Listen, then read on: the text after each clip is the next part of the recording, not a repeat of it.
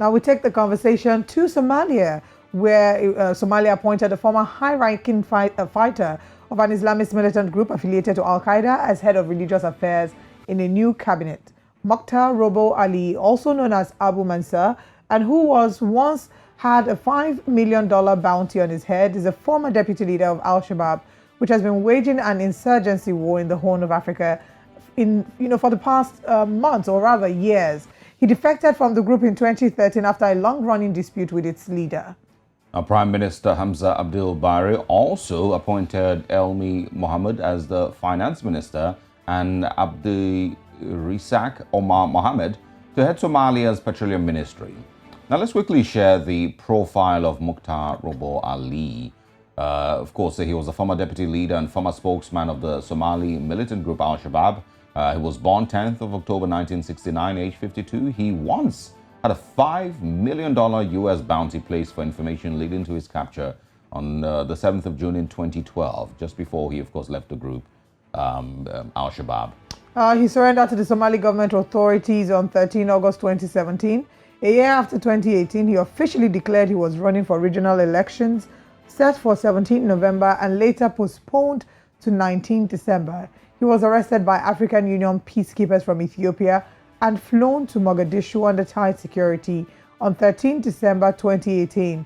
He was appointed as the Minister for Endowment and Religious Affairs by Prime Minister Hamza Abdi Barre on the 2nd of August 2022. These are some of the facts about Mokhtar Robo Ali. And of course, we know that these has generated mixed reactions, some complaining bitterly about the fact that he's been appointed. And we would want to hear your thoughts on this conversation as well. You can join the conversation, not just this, but all our top stories. And we'd like you to head to our polls on Twitter.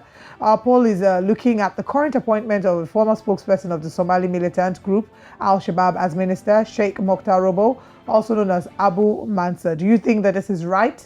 Or do you think that this is wrong? Head on to our Twitter page at News Central TV. We already have reactions. 80% have voted that it is wrong. 20% have voted it's right. We have a tweet from Shitufora that says, the Somali Prime Minister appointed a high-ranking, quote-unquote, repented member of Al-Shabaab as the Minister of Religious Affairs in what has caused a lot of angst among Somalis and East Africans. And then they asked, Somali Wayne, what's your take? We'd like to hear what your thoughts are on the story as well. We also have another tweet here. Yeah, this person says he's an ex, not present. I see no problem in there. It's like saying an ex-convict should not be given a job because he was in prison. As an ex-Al-Qaeda leader, he has connections he can use to help the government, could even help stop the attacks over there. And of course, hashtag a strategic move. All right, but, just to, help maybe play devil's advocate, I'm going to, take sides with Abdul here, and like he says, this person is an ex, and I know in Nigeria, a lot of people don't want to hear about ex-Boko Haram, repentant Boko Haram. Nobody wants to hear about that, So I'm going to take sides with Abdul here and say, yes, he's an ex, and there's certain things, you may not understand about, politics, and governance, and some certain steps that need to be taken by a government rather that is in power, because they have seen beyond what citizens can see, and so they've decided that they would like to, go behind the, curtains, and several handshakes will be made, several understandings will be made, and hopefully, that also brings an end to I think what you're trying to explain would be the situation where they say that if you want to give someone, you want to keep your cash, it's best to give your cash to a thief so that the thief can hold it in safekeeping for you, because a thief cannot really steal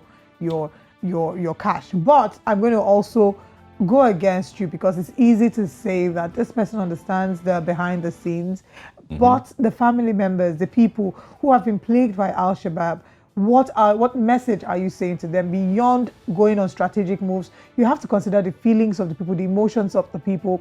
You have to consider how this is going to, make your government look. Is it going to paint the government in a good picture or paint the government in a bad light, in the sense that, Well, his appointment doesn't stop the fight against Al-Shabaab or the fight against terrorism. That's one thing, but I know that you might counter that and say that, he can also help the government in the fight against terrorism without being, a member. And also people who are, there could be religious propaganda in that sense, that are you sure they're not trying to totally Islamize the state in that sense? But I mean, these are conversations different angles, but we'd like to know what your thoughts are at News Central TV.